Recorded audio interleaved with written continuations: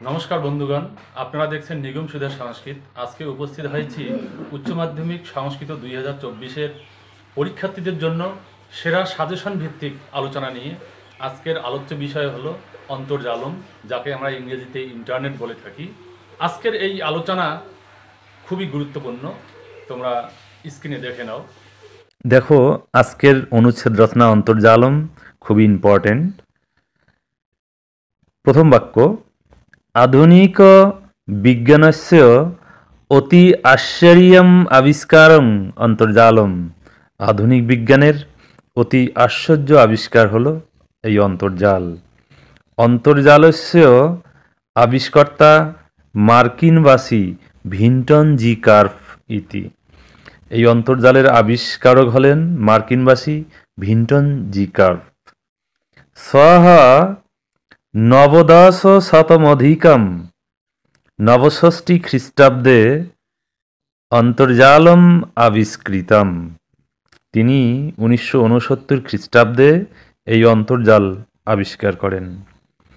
অন্তর্জালং দূরভাষ মাধ্যমেন একঃ অপরেণ সহ সম্পর্কঃ করতি। এই অন্তর্জাল দূরভাষের মাধ্যমে একে অপরের সঙ্গে সম্পর্ক স্থাপন করে।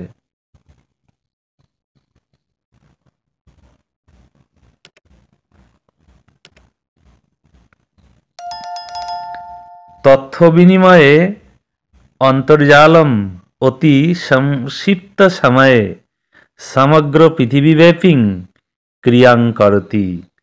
তথ্য বিনিময়ের ক্ষেত্রে এই অন্তর্জাল অতি সংক্ষিপ্ত সময়ে সমগ্র পৃথিবীব্যাপী ক্রিয়া করে।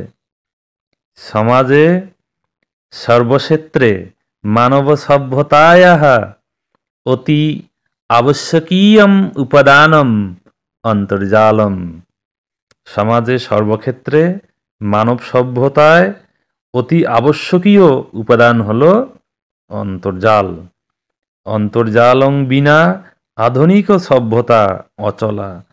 অন্তর্জাল ছাড়া আধুনিক সভ্যতা অচল। অতঃ अस्माकं জীবনে প্রতি স্তরে অস্য মহত্বং স্বীকৃতম। অতএব আমাদের জীবনে প্রতি স্তরে এর মহত্ব স্বীকৃত। বন্ধুরা, আজকের এই আলোচনা তোমাদের কেমন লাগলো? যদি ভালো লেগে থাকে তাহলে অবশ্যই লাইক করবে। ধন্যবাদ।